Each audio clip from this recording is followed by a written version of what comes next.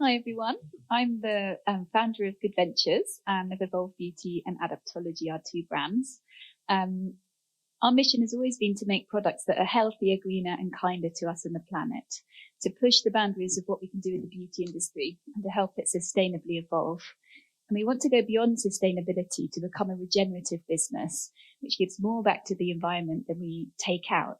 From the ingredients we source, the packaging we use, the waste we create, and all of our team, we understand that what we do has an impact, both positive and negative. To stay true to what we do and to be completely transparent, we publish an annual impact report, which details our impact across 5 major areas, which are carbon, waste, biodiversity, clean chemistry, and kind to all. Today, we're going to talk you through all of those areas and share our experiences to help you think about how you can take steps to become more sustainable. And I'm joined by 3 amazing guest speakers. Thank you so much for joining me. We have Jessie Baker, who's from Provenance, and I'll let her tell you all about it. But just in summary, it's a software solution for sustainability communications. And then we have Charlie from Climate Partners. And Climate Partners is a consultancy that helps businesses to take ambitious action when it comes to climate change. And Charlie's been helping us with our carbon footprinting, and she'll tell you all about how to go carbon neutral. And then we have Paul from Purpose Amplified. And Paul has been helping us with our BCorp certification. And he'll tell you all about BCorps and what it means to be a BCorp and how you can become one if you're interested. So what I'm going to do is I will walk you through the impact areas. There's also a detailed report which is available on our website. So if you want to download that, there's more information in that. And then each of our speakers in turn is going to deep dive into these 3 areas, which are some of the main things we've been doing this year with our sustainability projects. First, I'm just going to walk you through those values. So at the heart, it's all about sustainability, but also about transparency. And the 5 main areas that we are focusing on are zero carbon, zero waste, clean chemistry, protecting biodiversity, and kind to all. And Charlie actually helped us develop these last year when we launched our first impact report, as being the main areas that we can really focus on as a business. So we've set ourselves a goal for each one of those. So with zero carbon, we're now carbon neutral, which I'm going to tell you more about in a minute. And now we're trying to go towards net zero. And Charlie can explain what that means. Even I was confused about that, and it is quite confusing. So we'll go into that in a bit more detail. The next one, zero waste. So with zero waste, we're really trying to reduce all of our waste to zero and become a circular business. We're not there yet, but we're taking steps towards it. And I'll tell you about what we're doing. The next one's clean chemistry. And this is really core to what we do because we make organic beauty products. So this is all about keeping our natural environment and our customers healthy using zero harmful chemicals or materials. The next one's about biodiversity. And of course, we use lots of natural ingredients. So this is about helping to preserve forests and wildlife in the way we source our ingredients, making sure that they're sustainable as well as organic. And then the last one's really a bit of a catch-all because it covers all the other things we do. So it's about respecting, being kind and giving back to both animals and people with everything we do as a business. So I'm going to deep dive into each of those as we go through this document. And the overarching goals are about sustainability, transparency, but also about trying to share what we've learned so far, to be a thought leader and try and help other businesses in the beauty industry learn how they can also do things with sustainability to help the whole industry evolve. And we're going to play a small part in that, but everyone can play their part. What we know is that our impact stretches really far. It's not just what we do in our own business. It goes all the way from how the ingredients we use are grown to how they're transported, because of course in that process carbon is emitted. And then when we make the products and we film and pack them in our own studio, there's an impact. But then beyond, when they leave our studio, there's an impact as well, how they're distributed to our end customers. And then when people use them, what happens? And then hopefully what happens when they're recycled or upcycled at the end of their life. So we're looking at the whole impact, the whole way through that life cycle, not just the bit that we control ourselves. The other thing that we've thought about is how this maps into the Sustainable Development Goals. There are lots of different ones, but we think that these ones are most relevant. So we've just mapped our 5 impact values onto those sustainable development goals to show how we're playing our part towards sustainability. So each of the goals, we've set ourselves targets, and then this year we're sort of reporting back a year in, because this is the second year of having this report, to say what we've done this year, what we said we were going to do and what we ended up doing, and now what we're thinking about doing. So with overall goals, what we really wanted to do was to apply for our B Corporation certification. We said we would do that this year, well, 2021, and we did. We're now waiting to be assessed. There's actually a really long waiting list to be assessed. So that is ongoing. We don't have the certification yet, but we went in with a really good initial score. So fingers crossed, keeping fingers crossed that that will go well. And now we're just waiting. And Paul's been helping us with that. He can tell you more about that when it's his section. The other thing we did, which actually we didn't even really have on our roadmap, but it's been a really amazing addition, was to work with Provenance, which was as part of a partnership they have with one of our partner retailers. We were able to start working with Provenance. And what's really amazing about Provenance is it really helps us have that third-party verification about what we're doing, because we make a lot of claims, things that we're doing. We're certified this, we're certified that, we're certified organic, we're certified vegan. And it's really important to us that those are all verified. It's not just us saying what we do. We've actually rigorously got all the certifications, and Provenance helps us to make that really transparent, which is fantastic. So they can verify all of our claims. And then we've got a third-party verification, which we're putting on our website. And it's also available for partner retailers who have the Provenance technology, and our retailer Naturismo has that. So if you go to their website, you can see that same certification on their website. So those are the main overarching goals we achieved this year. And our future goal is really to keep on sharing our experiences and trying to continue to find opportunities like this to talk to people about becoming sustainable and what they can do. I'm going to hand over to Jessie to tell you a bit more about Provenance, and then a bit later on at the end of the talk, Paul will explain about being a B Corp. So over to you, Jessie. Thank you. Awesome. Well, really good to be here. Nice to meet you, everyone. I'm Jessie Baker. I'm the founder of Provenance. Really happy to be working with Evolve, and it's so great to come to an event that's all about impact report. I love it. Yeah. It's my first event of the year, and it's impact focused. So great. So I started Provenance, personal frustration. I just wanted to know the impact of the products I was buying. Like, we all know that the largest causes of climate change and social and environmental destruction is consumer goods. But some are good, some are bad, right? And it's pretty hard to find out. And there's lots of different ways and indicators and badges and certifications and all different types of things you can look at in order to decide if they are good or not. But I was finding it really, really difficult to try and compare them and actually see if that information was credible or met a certain standard in a consistent format. So built Provenance, and essentially what it is a tool for brands and retailers to be transparent on the impact of products through a consistent, credible framework. So every single time you see powered by Provenance inside an e-commerce site, you know that the claims always mean the same thing and that they're always backed up with evidence and verification. So you can start to see kind of consistent language when we're talking about impact around the internet. And also know that you're seeing a certain standard. So why is that needed? So firstly, we need more transparency. So green hush is what we call it, which is enemy number one, because if brands don't talk about impact at all, how on earth are we going to use our purchasing power to change behavior? So that's number one, is helping brands be transparent. And number two is greenwash. So brands making claims, marking their own homework, trying to confuse you. And so Provenance is really here to fight those two things by helping brands be transparent, right? Where you're shopping, so inside e-commerce retailer sites, inside brand sites, where you already are kind of looking for products, and in that consistent, credible way. So we were really happy to partner with Evolve. It started through Naturismo, so one of our retail partners, to help bring proof points to all of the product pages. So you can explore on the Evolve website or on the Naturismo website. You'll see at the top a little Provenance proof of impact badge. If you click on that, it will scroll down and then you'll be able to see all the proof points, click into those, understand what they mean, and see the kind of the evidence and verification that backs them up. these proof points have all come from a framework, which is also fully open source. So if you want to go and see all the claims that products could have, you can. So that's on our website, provenance.org/framework. And you can see them all within, they're sat within 5 impact categories.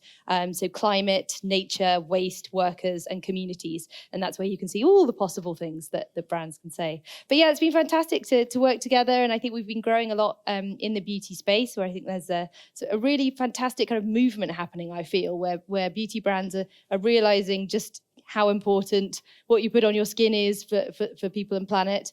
And yeah, very excited and so great to see Evolve is going beyond just trying to be sustainable, but actually looking to be regenerative and like move beyond that. And I think so much of the time we're just talking about getting to, net zero or can we break even? But that's never going to be enough. We have to move forward and actually have products that give back to the soil and people rather than just hitting net zero. So yeah, great to be here. I'm really happy to mill about afterwards and answer any questions and hear any ideas from people. So thanks. Thank you so much. And we're working on 10 different proof points with Provenance. We don't have them all live yet on our website. So I think live so far, we've got the ones here on this picture. So we've got certified organic, vegan and cruelty free. And we're working on lots of other ones as well. So hopefully in the next few months, those will start rolling out and you'll be able to see all the different ones. Transparency is a journey. On. Yeah, exactly. Not fully done yet. Absolutely. So thank you. Thank you very much. I'm going to keep going through. So I'm just going to go, I apologise for the density of some of the things on these slides, and I won't go through every single word, but there is a full impact report which you can read. With zero carbon, we have done a lot of different things, and so that's why there are so many things on this slide, but it's all about our journey beyond carbon neutral towards net zero. So what we did last year was we mapped some of our emissions. We mapped all of our scope 1 and scope 2 emissions, which are the ones that are sort of within our business, and we started trying to map our scope 3 emissions, which are in our supply chain. And where we ran into difficulties was that we have 180 ingredients and we have lots and lots of products. And we were trying to work out a way that we could possibly map all of those ingredients. So we didn't have time last year to do it. But this year we managed to do the data gathering that we needed to be able to do a proper mapping. And Charlie came up with a very innovative way of mapping it to make it all feasible, which I'll let her explain more about. So we were able to map ourselves completely and then offset all of the carbon. So now we can say that we're completely carbon neutral, which is really fantastic. So we ended up measuring that we have 296 tons of carbon in a year, and I'll show you how that breaks down in a minute. And a lot of that comes from the products and the ingredients and then coming to our studio. We've realized that the transportation element is so great that actually the fact that we make all of the products in our own studio will almost definitely mean that our products are lower carbon than products that are made somewhere else, but we haven't worked out how to map that yet. That's the next bit of the project now. The other thing we've worked out is that if we can buy ingredients that are not air freighted, it's going to make a massive difference to our impact. So that's also the next thing that we're going to look at, because that makes a huge difference to how much each of the products has in terms of a footprint. Things that we'd already done, which are still on this slide, are things like completely using renewable energy. So we use renewable energy in the studio. So that's why our scope 1 and 2 emissions are almost zero already. And we've tried also to source our packaging more locally. So actually you now get nearly 70% of our packaging either from the UK or the EU. We try and minimise packaging being sourced in the Far East where we can. It's not always possible because you can't always get all of the different bits and pieces that we use. But things like the plastic bottles that we use, they're actually made in the UK, and the paper's made really locally. All the cartons and things are made locally. You can't get glass from the UK, so that tends to come from Europe. So those are some of the things we were already working on. We've also been working on tree planting. So this is in addition to the carbon offsetting that we're doing. We committed to plant trees for our Christmas campaign. So we planted 2 trees for each set that we sold. And we also did that at another point in the year. And overall, throughout the year, we will have paid for 21,000 trees. There's a lot of trees. The other thing is that we use organic ingredients, which by their nature are lower carbon, because growing organically helps to improve soil, soil, and that helps to sequester more carbon. So that's important. We'll talk about this a bit more in the waste section, but we use grass paper cartons now, which again have a lower carbon footprint. And so, yes, we're just trying. It's sort of hard to nibble away at becoming, going towards net zero, because it's an enormous goal, especially when you have all these ingredients that come from lots of different places. So I think going to net zero will take us a long time to sort of truly get there, but we're really trying our hardest to sort of start with the easy things, which we're now doing, and then working our way down the list of what can we do next to become even lower carbon. So that's where we are on carbon. And this is just a little picture showing just the breakdown of our emissions. So the bigger circle shows the overall breakdown. So you can see that a lot of it's the ingredients and the packaging for the actual products. And then the other corporate breakdown, it's almost all commuting. And actually, we've got a couple of electric cars now, which people use. So we're trying to reduce that. We've got a charger at work. So yeah, we're doing what we can on that.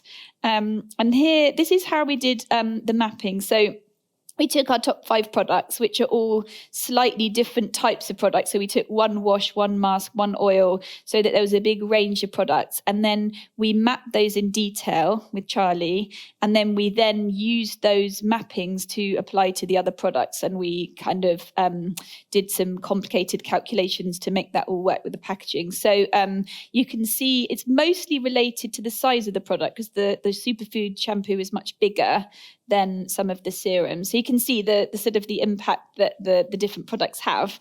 And that's sort of how we ended up being able to map this really quite complicated Scope 3 supply chain.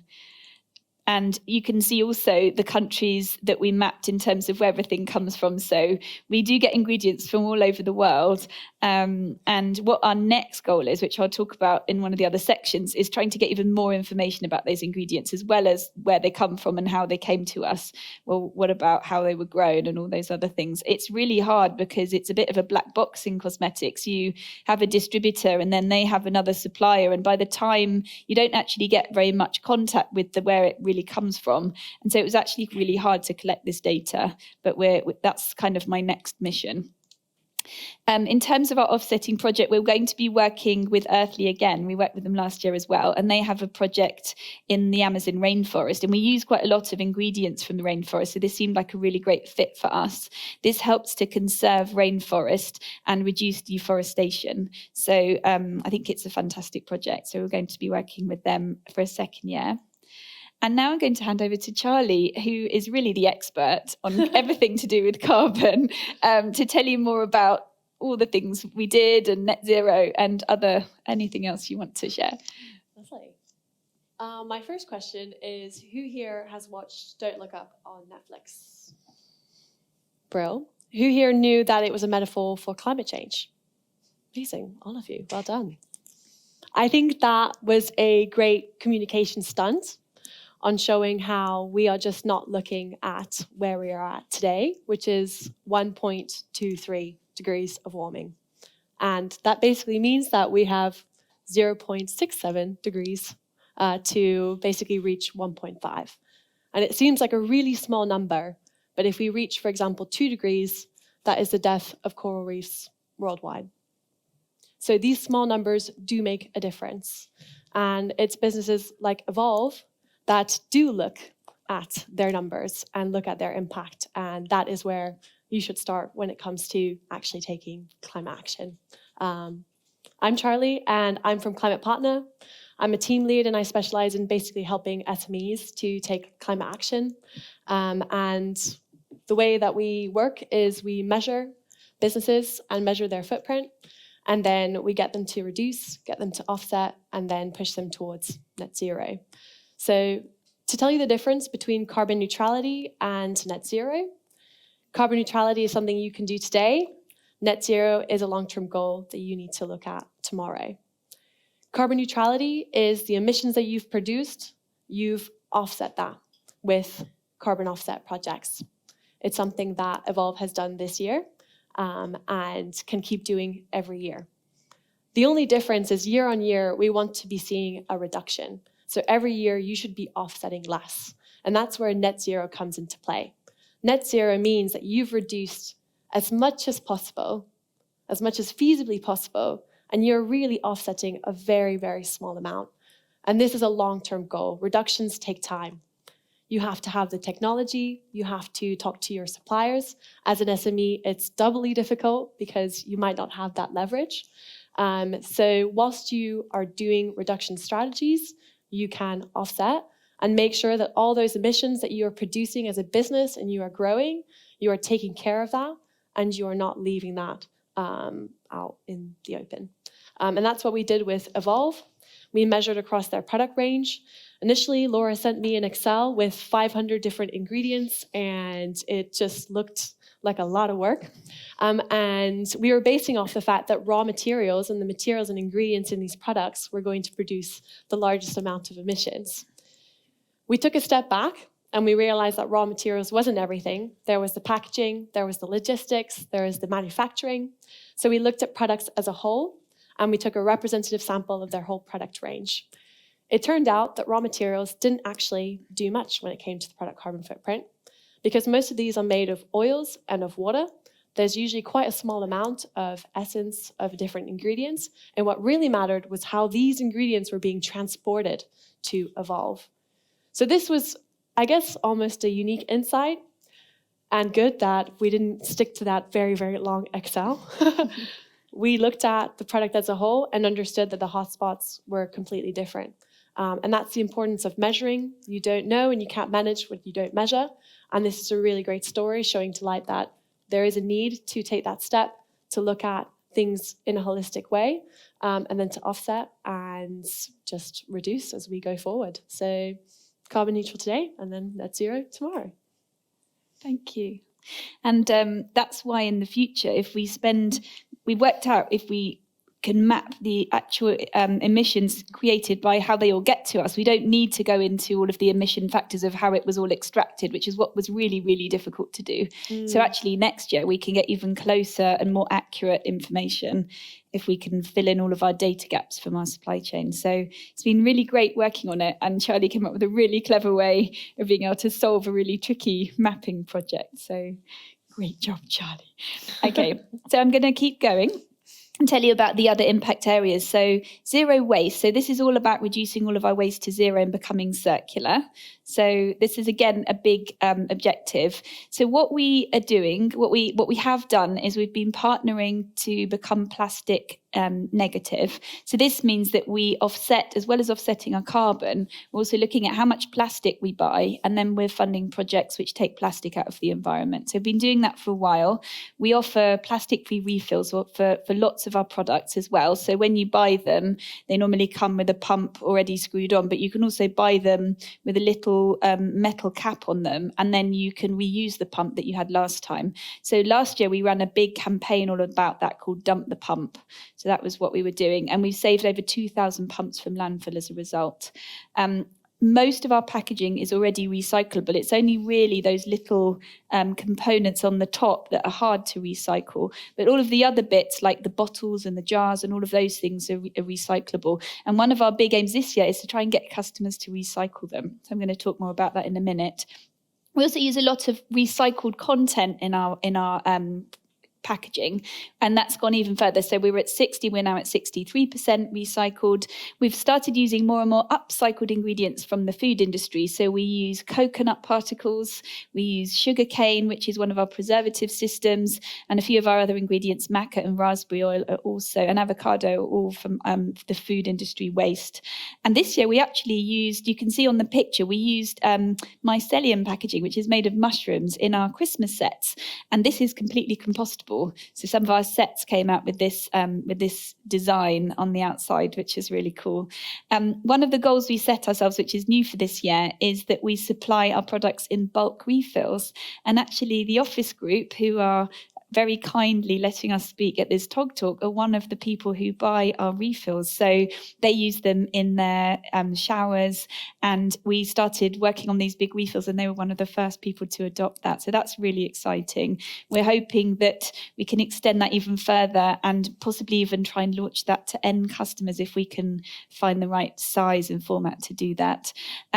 This year, what we're working on and what we tried to do for the rest of the year is to launch some solid products. So again, trying to to really reduce the waste, because when products are solid, they can be packaged in a much more simple way with compostable packaging much more easily. We're trying to work on helping our customers to recycle more, continuing to work on improving the amount of recycled content in all of our packaging.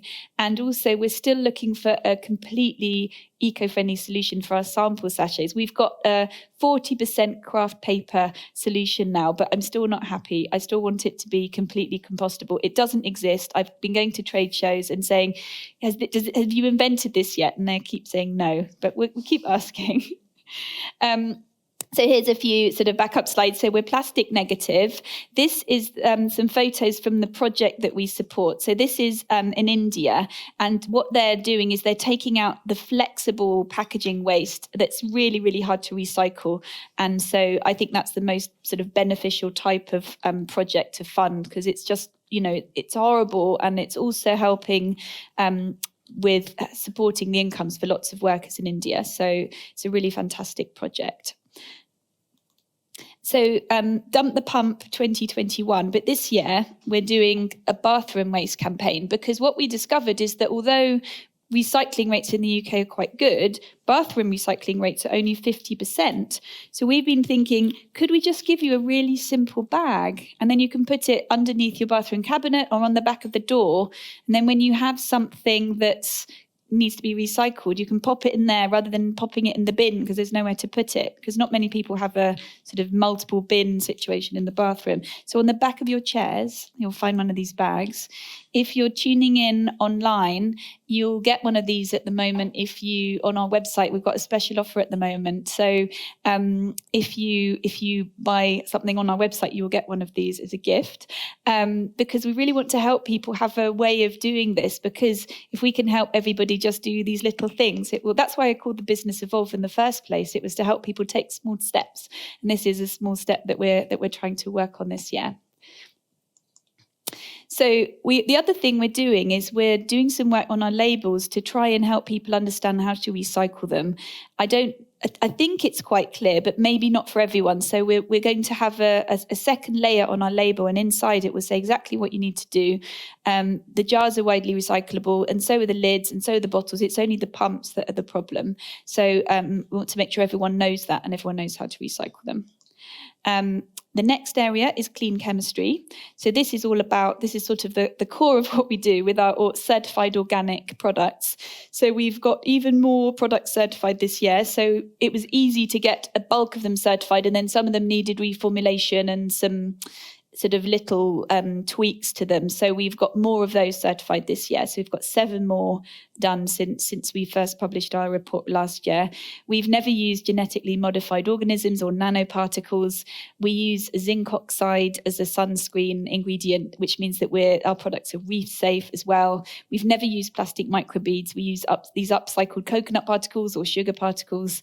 And certain plastics are better for the environment too. So we use those. We use PET and polypropylene plastics as well. So that's what we've done on clean chemistry. We're trying to work towards having 95% of our products certified organic by the end of next year. So that's our next goal. On biodiversity, it's all about protecting the natural resources and forests. So we started using this beautiful grass paper, which you can see here on our cartons. And this is grown very close to the factory where they make the paper. And it's a very fast growing material. So it's much actually better for the environment. And it sort of swaps something very fast growing for something like wood, which is slower growing.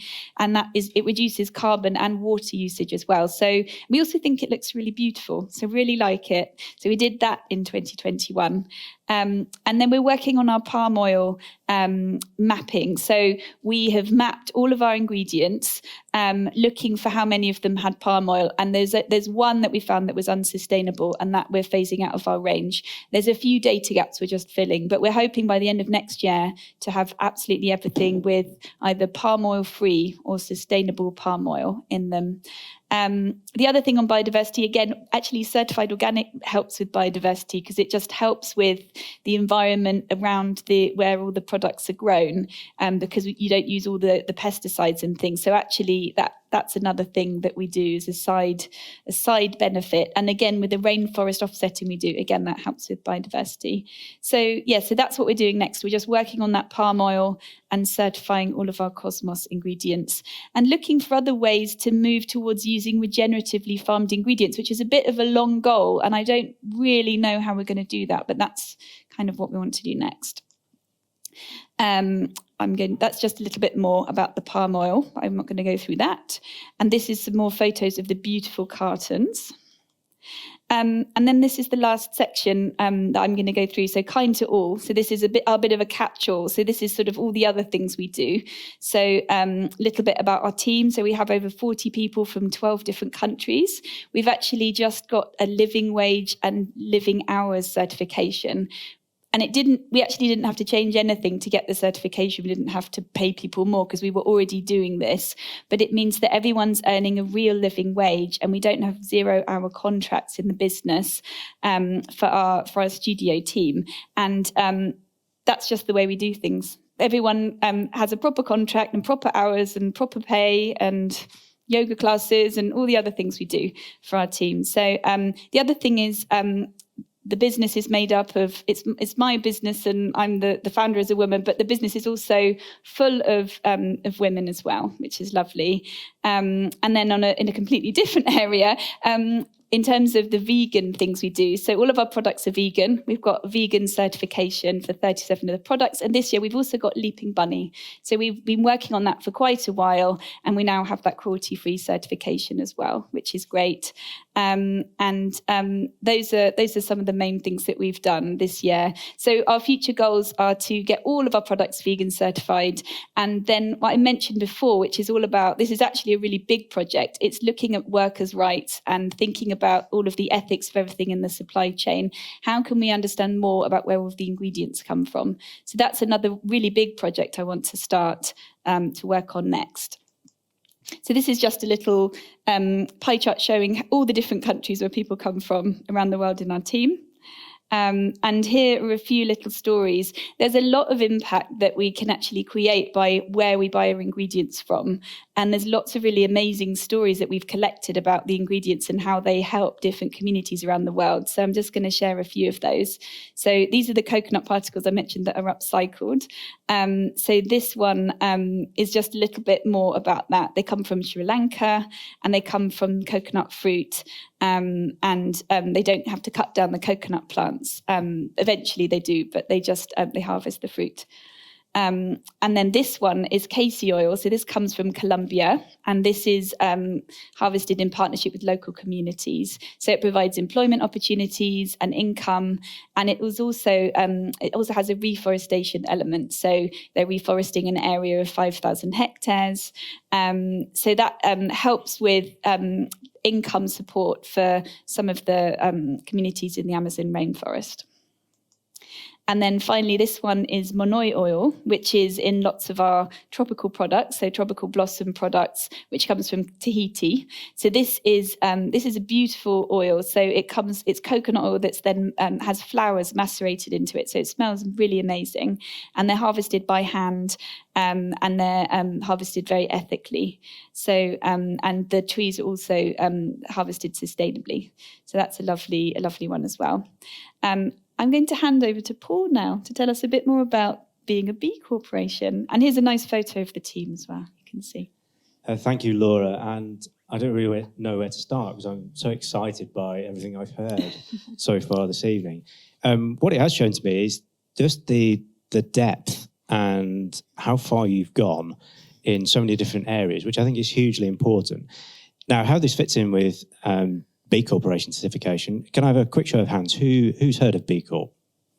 Wow. So, yeah, which is really encouraging, which is fantastic. Now, Laura quite rightly has focused on the things that are most material to her business. So it is the provenance and where her products come from, how they're made, and who makes them, and the supply chain, and also to net zero. So that's the collaborations with Jesse and Charlie.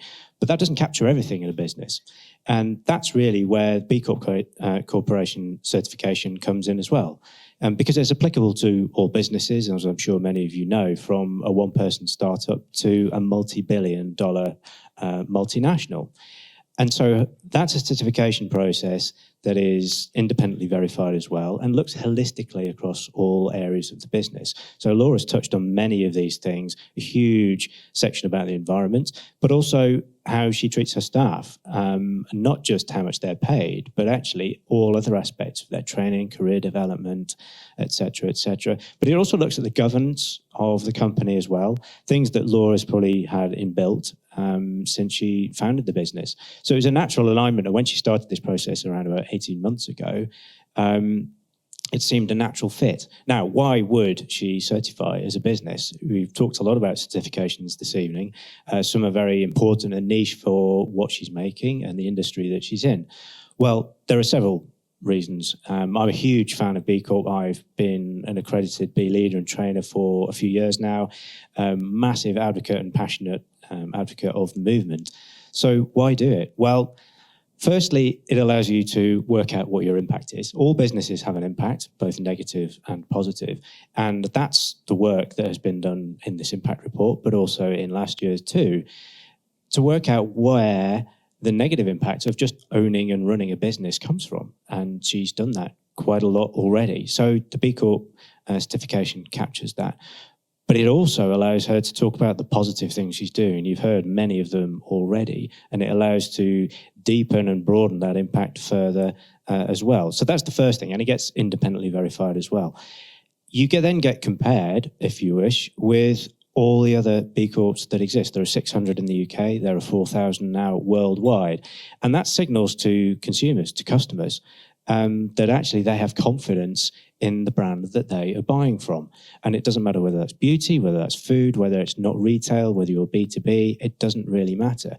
If you see the B logo that I've got here in my lapel, then as a customer, consumer, you will have that confidence that the company that you're spending your money with is operating in an ethical, sustainable, and dare I say, starting to be regenerative way as well. It's no surprise that it helps with other things too. The attraction and retention of talent and staff. There's a huge overlap and correlation between the best companies to work for and B corporations, and that's because they treat their staff really well.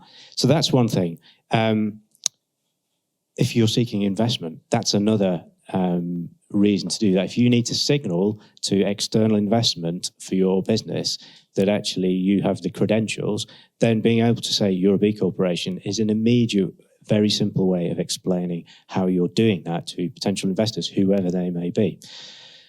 But what I'm most excited about being a B Corp is actually you're part of a race to the top. You're not a part of a race to the bottom. And Jessie knows this too. That's why she's nodding, because she's B Corp as well.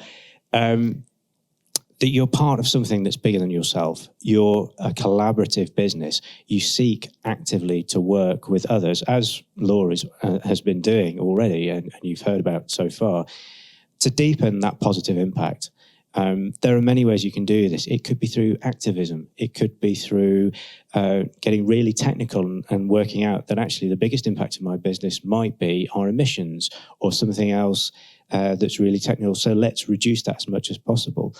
And then beyond that, let's tell the rest of my industry about that. Let's be an industry disruptor and clean up. All industries need cleaning up. But I mean, for something like beauty, where it's all about ingredients, it's all about what goes into the product, the transparency element of that is all captured in B Corp certification as well.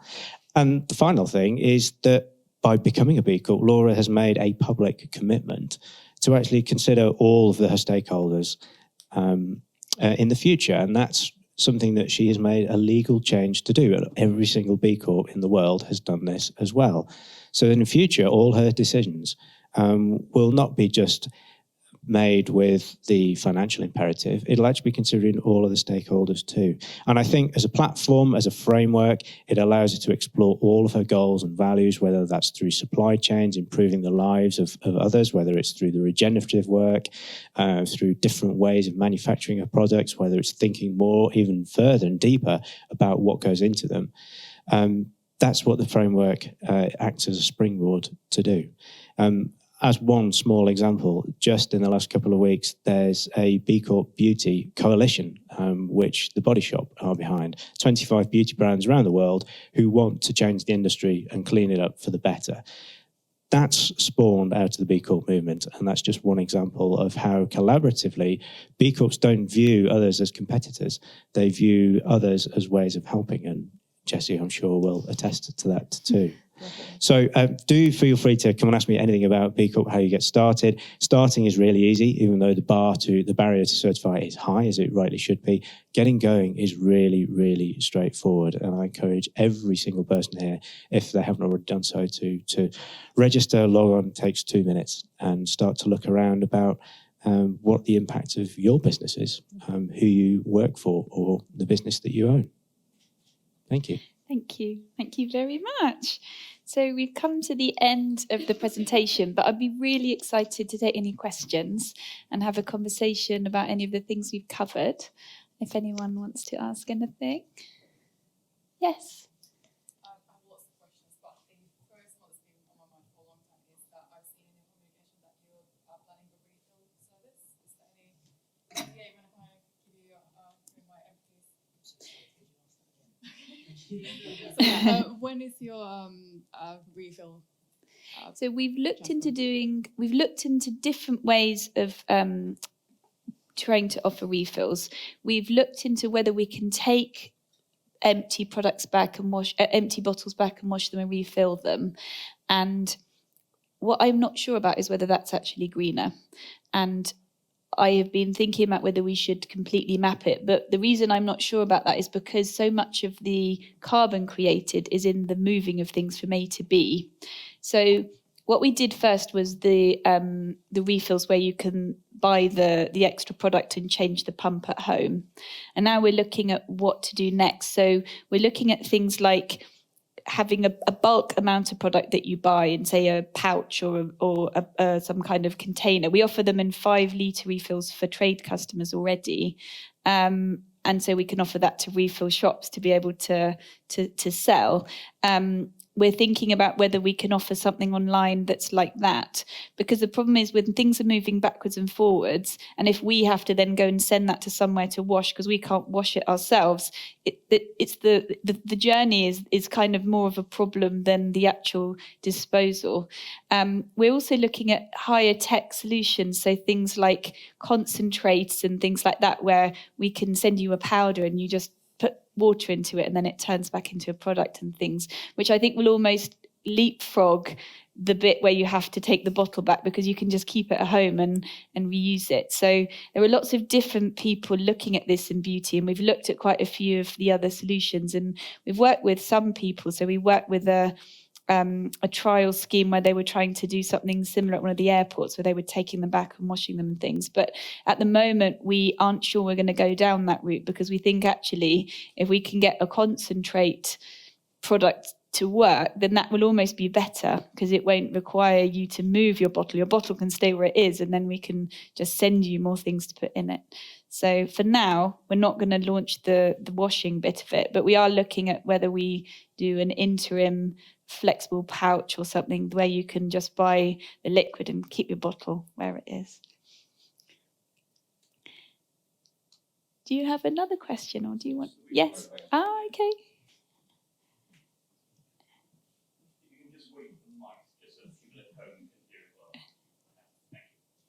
What would you say the hardest part about becoming B Corp certified is? Or like, what's the biggest challenge you've had in the journey? When I first looked at the B Corp website, I went on and I filled in a really long questionnaire, and I thought, wow, this is not going to be too tricky. I'll just fill this questionnaire in and that will be it. I'll just send it off. And then I realised that every single thing that I wrote needed to be substantiated with some evidence. And it was actually a really big project to collect all of that. So what Paul did to help us was create an enormous document with all of the different questions, and helped us work out what we needed for each question. And it involved quite a few different people in the business to pull all of that information together. So what I thought initially was going to be quite a short project ended up taking us, how when did we start working together on it? At least 6 months ago. Yeah, it took us about 6 months, and Paul was really helpful in actually getting the whole thing over the line, because the problem is when you're trying to just juggle all the other things that are going on. Just having that dedicated sort of focus on it, I think, was the main problem. There was nothing in it that was particularly tricky to answer because it was all about our business, but it was just about actually being able to pull together evidence on everything. And so it's just really the weight of things, lots of little tasks that needed to happen, I think.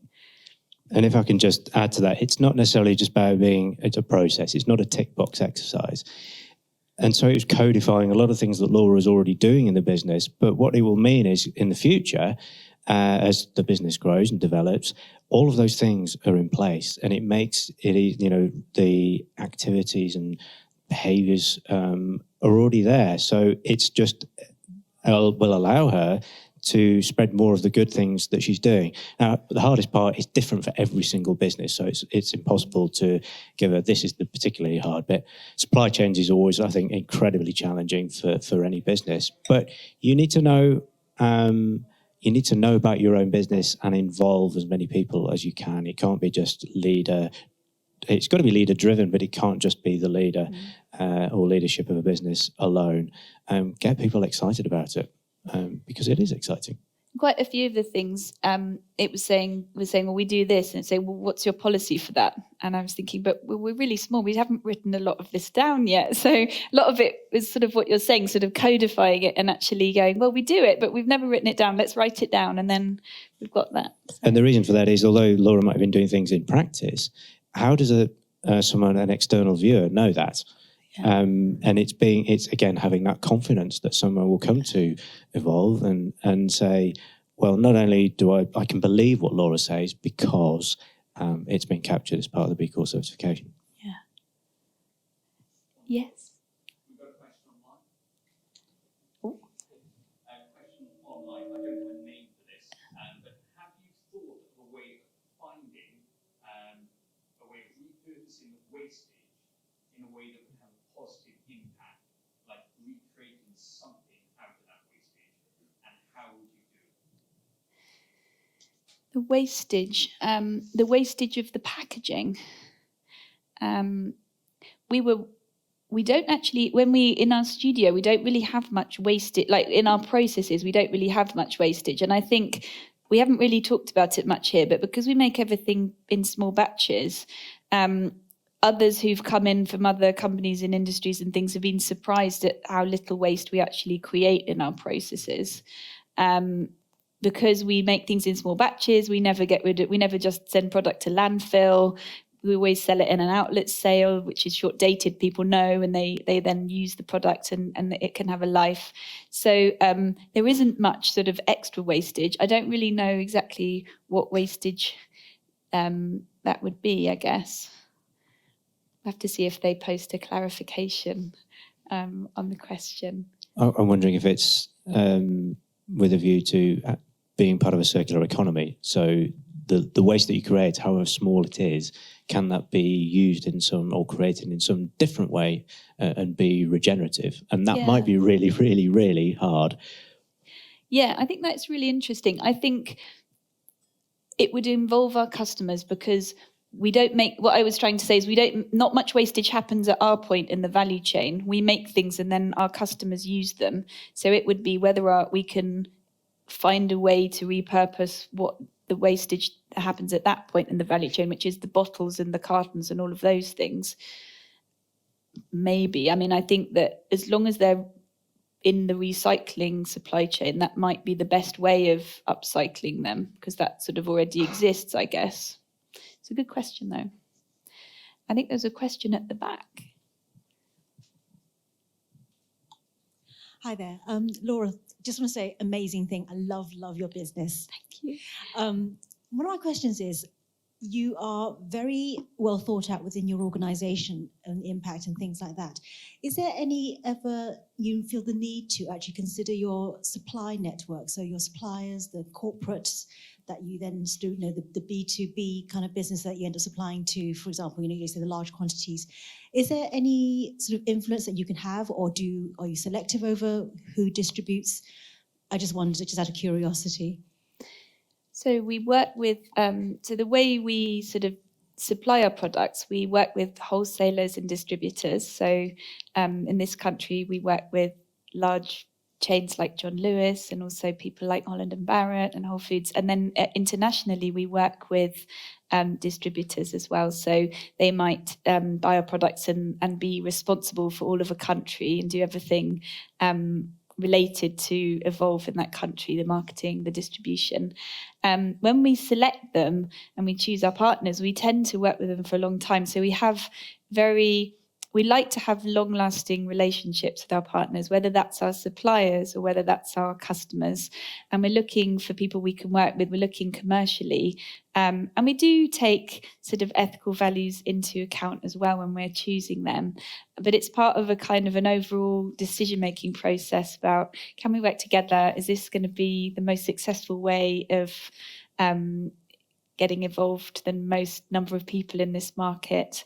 And so, yeah, I think you always want to work with people who are, nice to deal with and ethical people, because that's just going to be, nicer for everybody. And with our suppliers, what we do is we like to have long-term relationships. So, for example, our carton supplier who are around the corner, they pop in and come and see us. So we like to work with people wherever we can on a long-term basis to build relationships with them. Some of them are small businesses like we are. We want to make sure that we're working with them in a responsible way. And we want to make sure that we can also still work with smaller stores as well as the large partners. So we have a way that we can work with small shops and they can also still benefit from selling Evolve if they want to. Yep.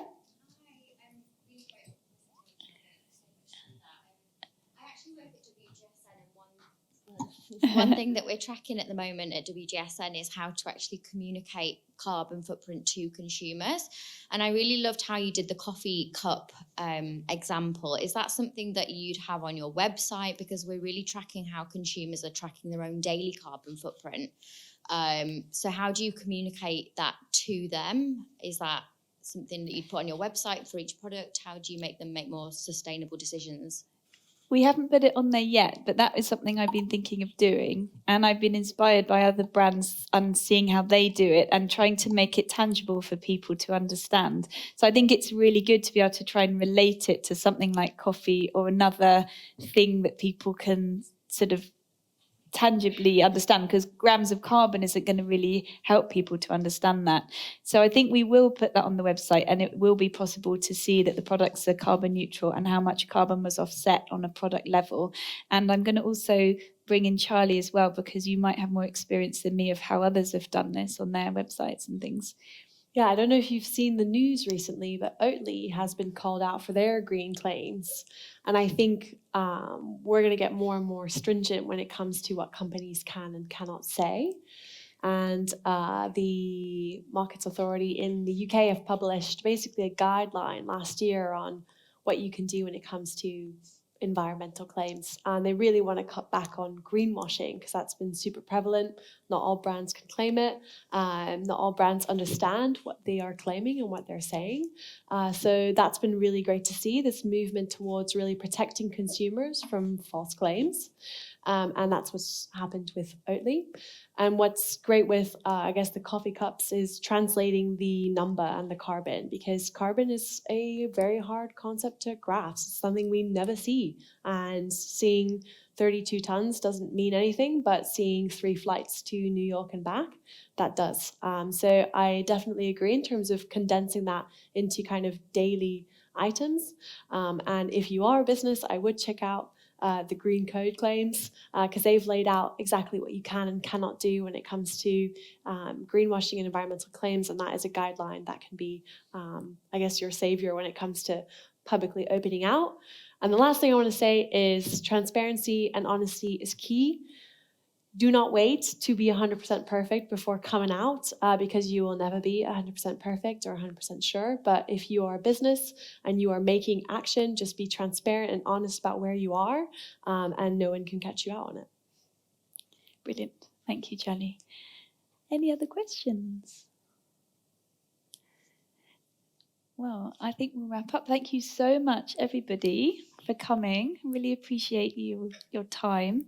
And as I said before, there's a little goodie bag on the back of your chairs. So this is your recycling bag, which has some Evolve goodies as well as some other treats in it. So feel free to stay and mingle, talk to us. And thank you. Thank you very much. Thank you.